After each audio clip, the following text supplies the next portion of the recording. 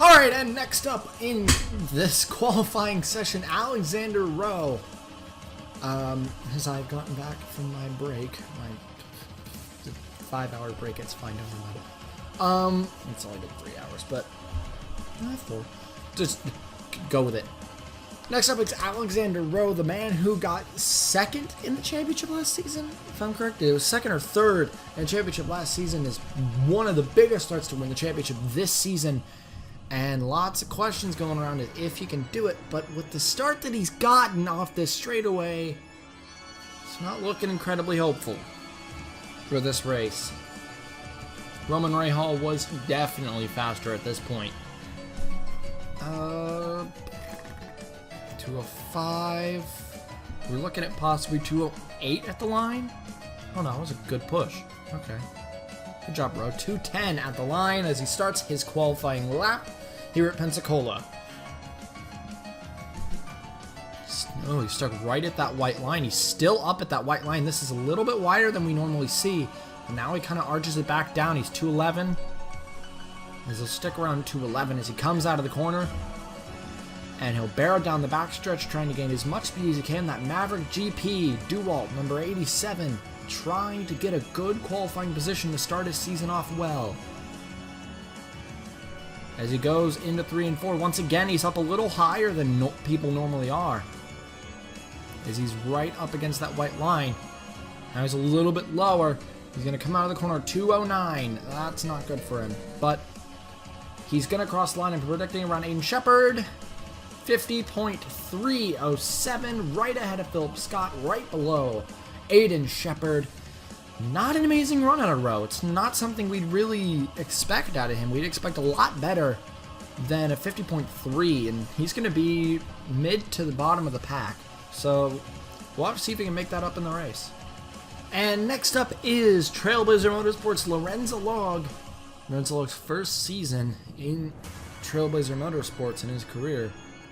And BMW. It's BMW's second season in the Sunoco Elite Series, and its first season went pretty well.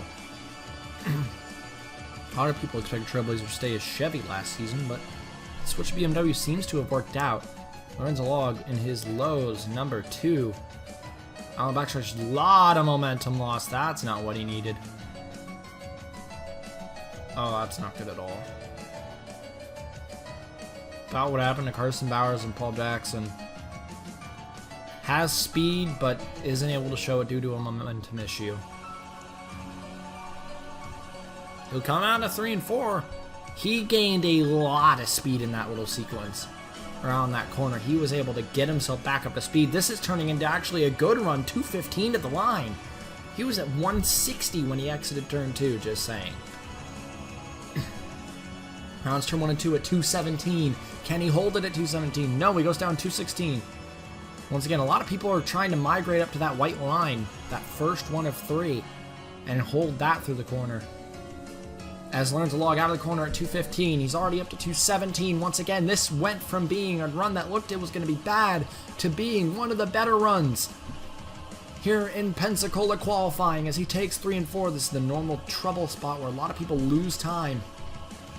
Down to 214, exactly what I'm talking about. He's losing a lot of speed around this corner. But as he comes out of the last corner, he'll cross the line to finish up his qualifying. This looks to be around the top, 7. 49.1. That is ahead of Carlson, below Vincent, and 7th place, exactly where I said he would be. Good job, Lorenzo Log, the recovery from that bobble off pit lane, and he will have a pretty good qualifying spot for the race, but no pole. And getting out of pit lane very quickly as soon as he was through the inspection, Dak Jovic right out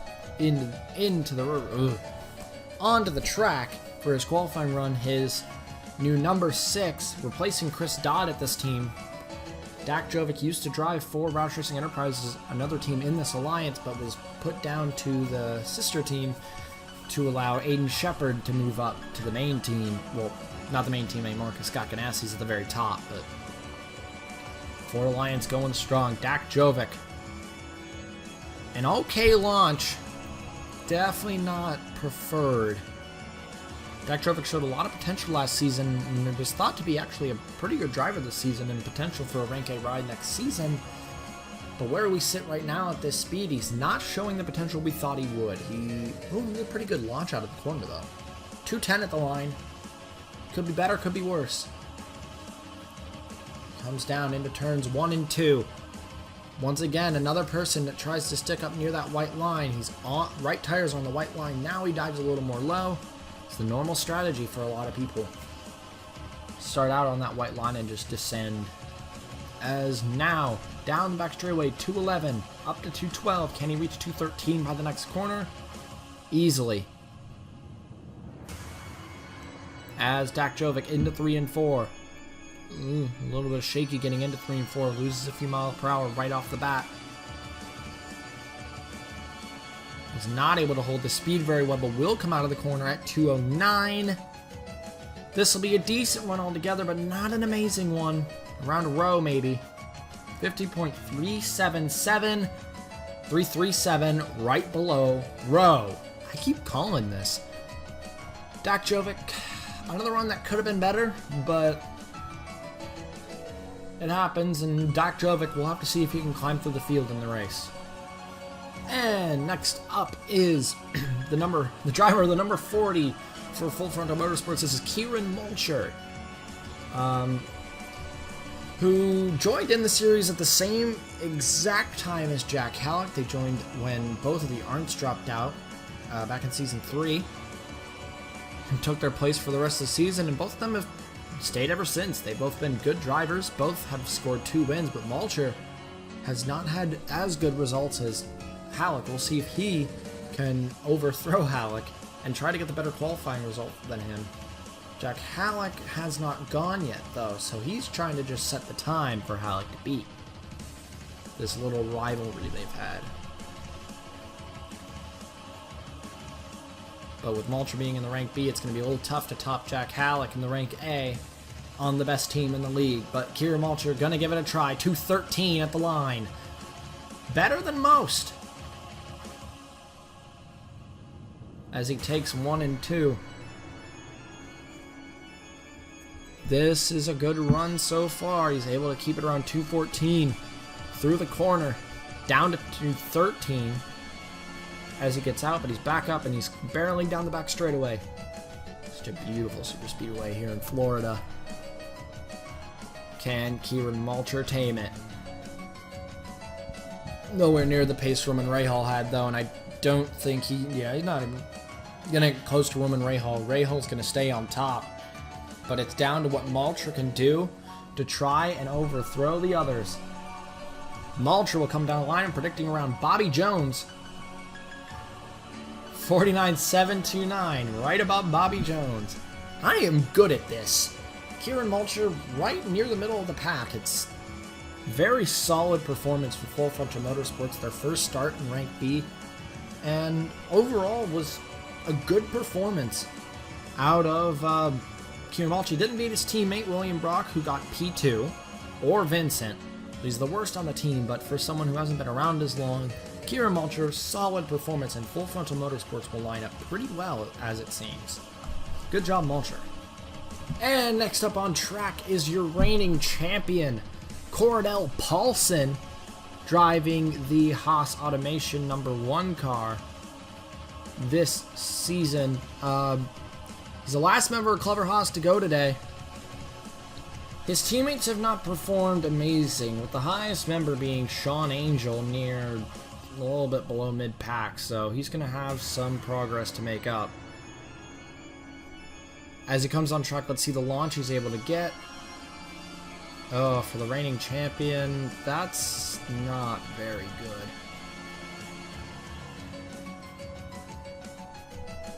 As he barrels around 3 and 4, can he get up to speed before he gets to the start-finish line?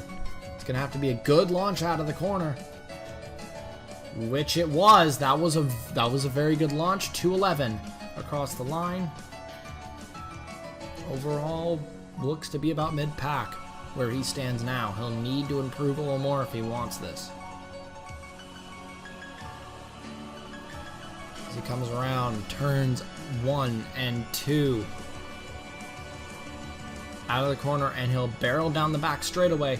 Your reigning champion in that one car, signifying he is the champion for Clever Haas Racing. He's into 3 and 4. Not a very good launch out of 2, which doesn't really give him a good run through 3 and 4. Already down to 209. This looks like it's going to be down near Dak Jovic, which is not going to be good. I'm predicting actually around Benoit Ravine. 50.306. No, I was wrong that time. Very, very close to Alexander Rowe, just above him by 1,000th of a second. Cordell Paulson, not an amazing run. It's a little bit below mid-pack, and it's just not something you normally see out of a rank A team, as the whole team does not get into the top half of the pack. Clever Haas is going to have a lot of work to do in the race. And next up is a rookie on our list. This is Dan Bartlett, who has driven 2 races in the past. He drove in the Royale last season. Well, technically 3 because the Royale's a double header, but the 2 Royale races, and he also drove in the finale last season because of the injured Sean Angel. And Bartlett has showed a lot of potential and is theorized to become one of the new stars if he can get good, consistent runs throughout the next season, through this season. A decent launch out of 2 is going to start it off as he circles through 3 and 4. Maybe this will be good. Ooh, nice launch out of 3 and 4. That's 213 at the line. Overall, a good start out of Dan Bartlett as he comes into the first corner. He barely flashed 215. Now he's down to 213 in the middle of the corner into 2. And coming out, oh, he lost a ton of speed because he went a little too low. Rookie mistake there. And it'll cost him as he's down to 213 coming into 3 and 4. That cost him a little bit. Right now he looks to be, I'd say probably above his teammate. Maybe above, yeah, above Sean Angel probably. As he comes out of the last corner, predicting above Sean Angel, 50.079, actually below Benoit Ravine and Sean Angel. So I was a little wrong this time. But Dan Bartlett, overall, decent performance for a rookie, right below his teammate, so he'll have someone nearby who can help, and we'll have to see as he makes his first full-time start and his 3rd official start. We'll see how he can do. A little bit below mid-pack. And next up on track for HHR, I believe it's the last member of HHR. This is Vince Freeze, who drove in the Royale last season under Monarch Motorsports.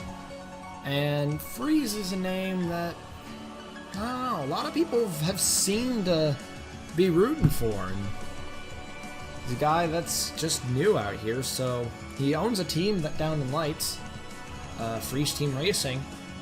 But he's up here in the Elites under HHR. We'll see how the team owner of the Lights team can do. He comes in 3-4. Not a good launch whatsoever. Ugh. Gotta catch him a break, though. He's new out here. He's only ever made 1 start.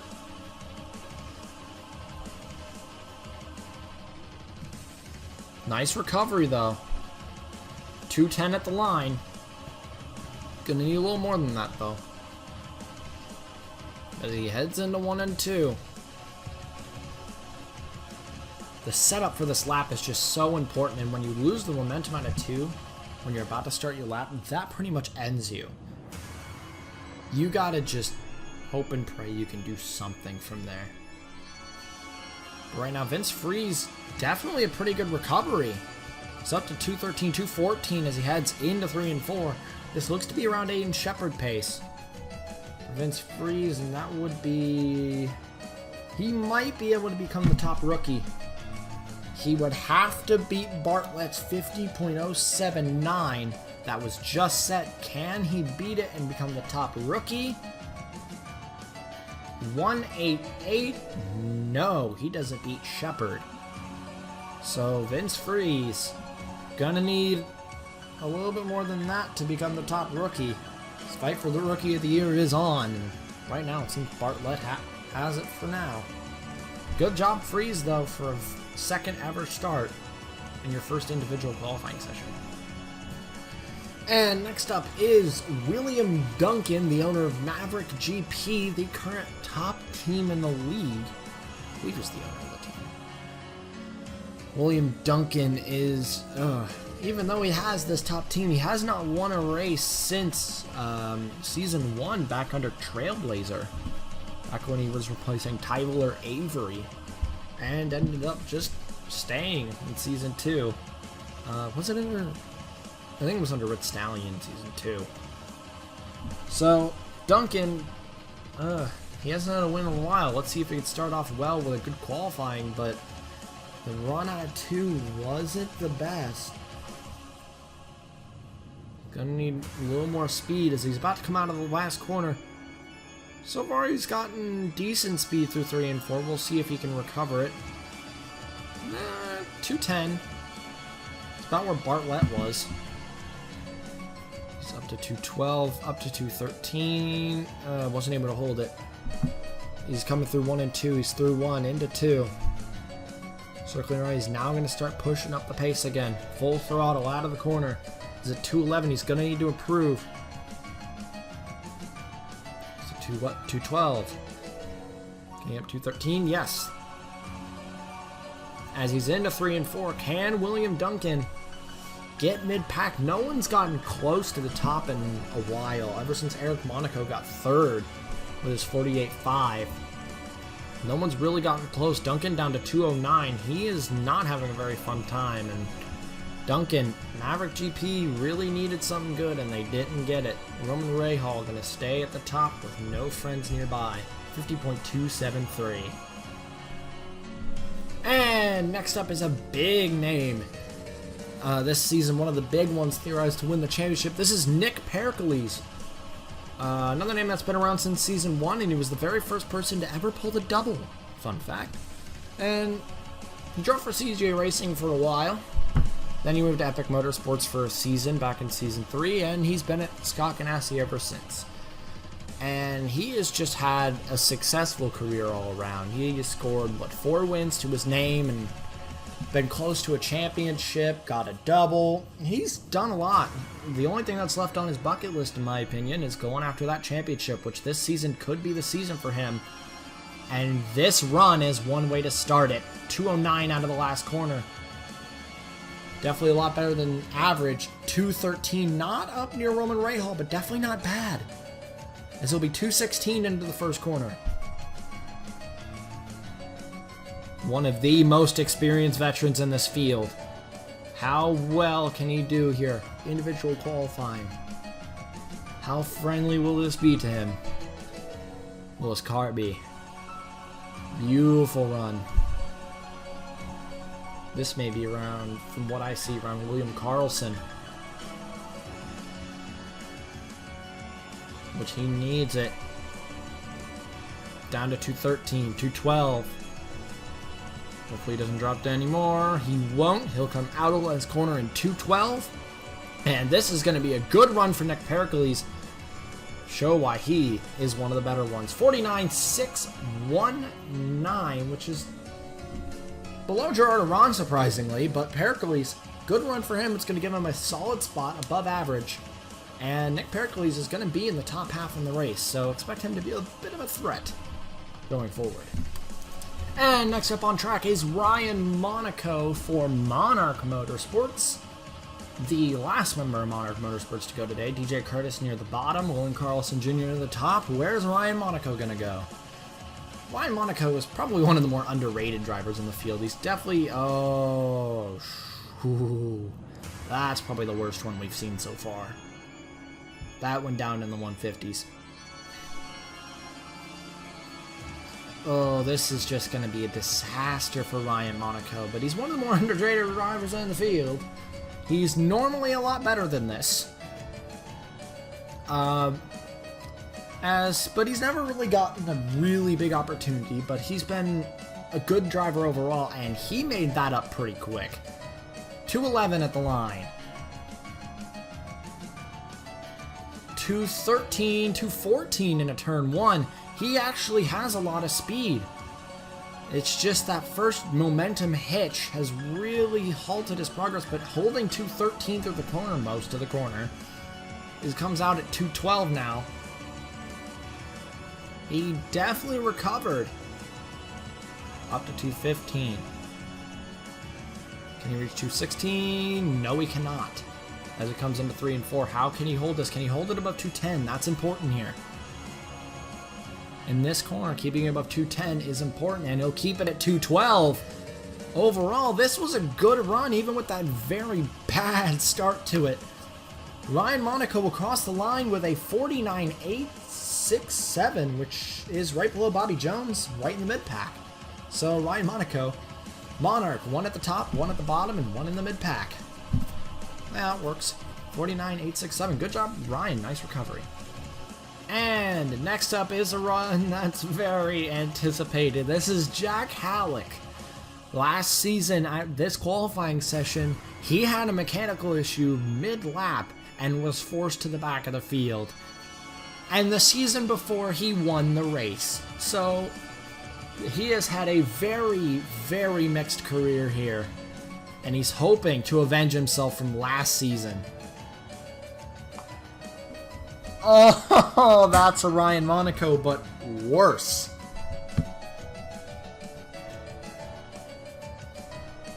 Okay. Yep, okay. This is bad. This is bad.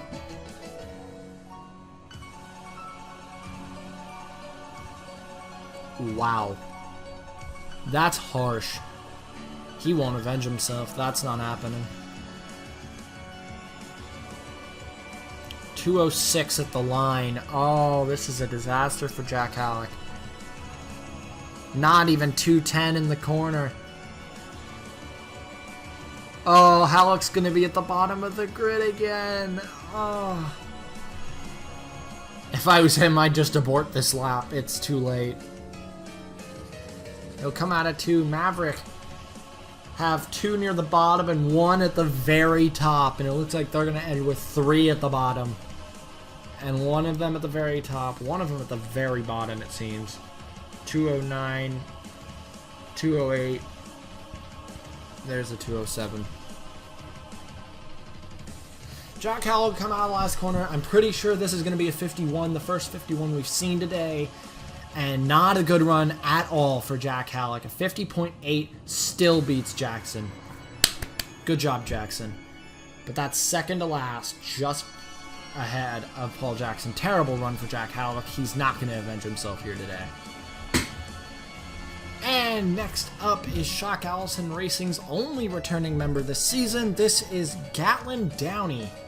And I believe the last member of Shock Allison to go. Yeah. Gatlin Downey stayed at this team after a decent season last season. And he's hoping he can make another good one. And it's all going to start off here in Pensacola as he launches out of turn 2. No momentum lost. So he's going to approach turns 3 and 4 at about 203. A good run so far. Let's see if he can turn this into a solid above average performance. The highest on the team right now would have to be... I can't see him right now. We need to focus on the mile per hour he's going to hit the corner with. Or 213 at the line. His next teammate down... Oh, wait, it's Steven Thompson in 4th. That's right. Steven Thompson up in 4th, and then their other teammate near the bottom, Dak Jovic. We'll have to see where Gatlin Downey ends up, and right now he seems to be around the middle. Downey at 212 out of the corner. He'll immediately jump up to 213, and he will launch down the back straightaway. 215, 216? No. He'll come in at 215 into 3 and 4.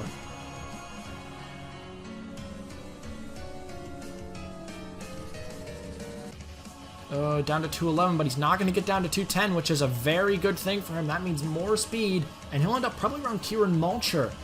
Around to the 49.7 range. 49.736. Exactly where I expected it. Good job, Gatlin Downey, a little bit above average, and he'll have a decent qualifying spot for the race. And with 5 drivers to go in this qualifying session, next up is Skylar Johnson, the last member of Red Stallion Racing, who showed a lot of speed back in practice and is the last rank D to go of the 2 rank D teams. All of HHR have gone, and her 2 teammates have gone. It's up to her now. Red Stallion have had a great weekend so far. Both drivers, well, one driver in third, the other one is about mid-pack. Now it's Skylar Johnson's turn, 5th in practice. Lots of hopes, but that launch was not good. Skylar Johnson's gonna need something better than that. She wants to get up there. She's 205 out of the corner.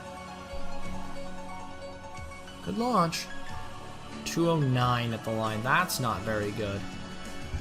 She'll bring it up to 211 by the time she hits the corner. Can she hold 211? Maybe salvage something? No. Once you're in the corner, you're guaranteed to lose like 1 mile per hour at least.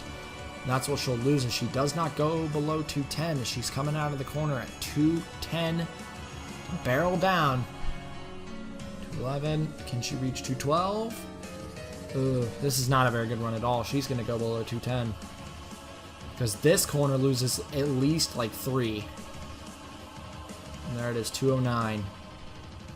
208.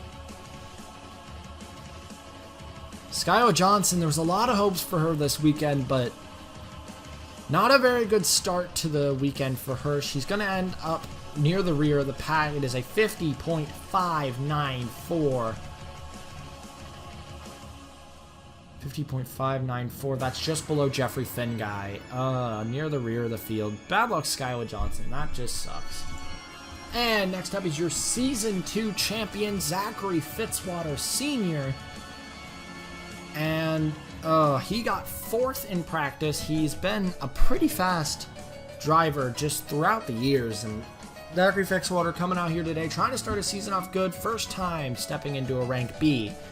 But how much is that going to really stop Zachary Fitzwater Sr. as he comes out? A little bit of a hold up, but not as much as someone like Ryan Monaco that only went down to like 185. And with the speed he's making up, 204 in the corner. Very solid for Zachary Fitzwater Sr. Picking up a lot of time. Very good run so far through the setup. And it's 215 at the line. This is setting up to be a good one for Fitzwater. 218 it flashed as he went into the corner. He's going to come around turn 1, staying at 217, down to 216 as he comes through 2. Now he'll come out of 2 at 216, and we'll start to try to gain back time. He's going to need as much mile per hour as he can going to this 3 and 4, because you can lose a good amount of speed here. Down 217, 216, 215. Let's stay about here, 214. Okay, stay about 214 as he comes around. 215, back up. He's going to finish the lap. This is going to be a good one for Zachary Fitzwater Sr., and it's going to be a good qualifying with a 49.0 being right below Adam Vincent in the 7th position. Great run for Zachary Fitzwater Sr., showing that he is not to be messed with even though he's in rank B. Great job, Zachary Fitzwater. And next up is Vance Caldwell, the third to last person to go in this qualifying session, but not the last member of Epic Motorsports, as that would be Hans Windham at the very end. Vance Caldwell, one of the 5-time winners in this series, and he is just one of the best, but he is one of the more aggressive ones out here, so probably the most controversial driver here after his last season incident, which cost him an entire race. So Caldwell, controversial, but everyone has to admit he's quick. ish. He is not showing actually a lot of speed right now. Usually he shows a lot of speed at these super speedways, but right now he's not really showing it. Maybe he's just better in drafts than other people. He's out of the corner, 209, so it's not bad. 213 at the line, and he'll go up to 216, 215, 216, there it is. 216 in the corner, right up at that white line, down below to the middle, between the two lines, and down to 14. Can he keep it there? Yes, he will. This is a good run overall, actually, for Vance Caldwell. Actually, an exceptional run, probably around his former teammate Bobby Jones is looking right now, maybe a little higher than that. As he comes into 3 and 4, he's going to lose those mile per hour. He worked on getting through that back straightaway. Flash around 212, 213. He'll come out of the last corner. It's going to set up to be a pretty good lap overall for Vance Caldwell. And Epic Motorsports, another good lap with a 49.510, just above his other teammate, Gerardo Ron. And next up is the fan favorite this season for Season 5. This is John Arndt. The man who got 4 race wins in the last 5 races last season. And has just been, or the last 6 rounds, I believe, actually. But has overall lately had the most gigantic momentum, and he is looking to be one of the biggest threats this season overall. But not a very good launch out of 2 is not a good start. If Arndt cannot beat Roman Rahal, that will guarantee Roman Rahal a front row start. And that'll prove that Roman Rahal deserves a high tier ride, and he may get that trade by round 5. This is not a good launch out of John Arndt, and it may have already just guaranteed Roman Rahal's front row start. Could Roman Rahal be pole position? 211 into the corner. This is terrible for John Arndt. The fan favorite of all people does not seem to have the speed to perform.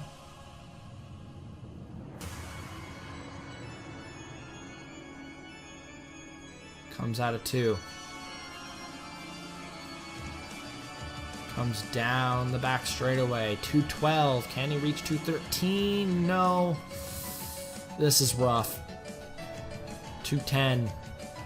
209. And this is guaranteed. Roman Rahal starting on the front row for Maverick GP, because he's down to 208, not to 207 though, so it's not going to be worse than Halleck or Bowers or Curtis. Probably around Laughter Stu, Cole Skyla Johnson. 50.537. Right above Jeffrey Finguy, actually, so a little bit better than we thought. John Arndt, still not good, though. For the fan favorite, he'll have a long ways to go in the race, but it's Pensacola, so anything can happen. So this is it. It is Hans Windhelm versus Roman Rahal for pole position here in Pensacola. If Windhelm cannot beat Brock, Brock will go front row. And for his first time in rank B, being up on the front row would be amazing for William Brock, and Eric Monaco could guarantee himself a podium starting position in a rank D. So lots could happen, but it all rests on Hans Windhelm's shoulders. Can he get pole position as he pulls out of pit lane? It all matters off the launch. Can Windhelm get the launch?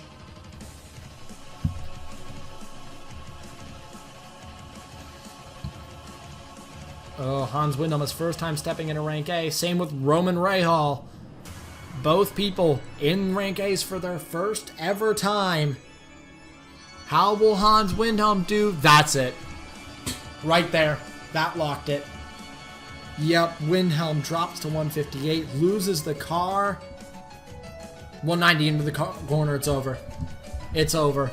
We can pretty much say Roman Rahal pole position, which is amazing. We haven't seen Roman Rahal at the front of the field in a while. It's been a long time. And it's going to be nice to see him there. But Hans Windhelm, terrible launch. Terrible start to his run. 207.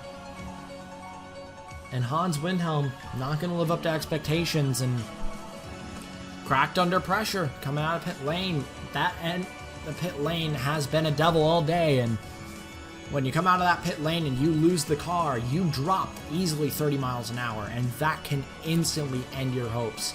And it did for Windham. At this point, it's over. 100%. Roman Rahal, William Brock will be your front row. Congratulations, Roman Rahal, on pole position.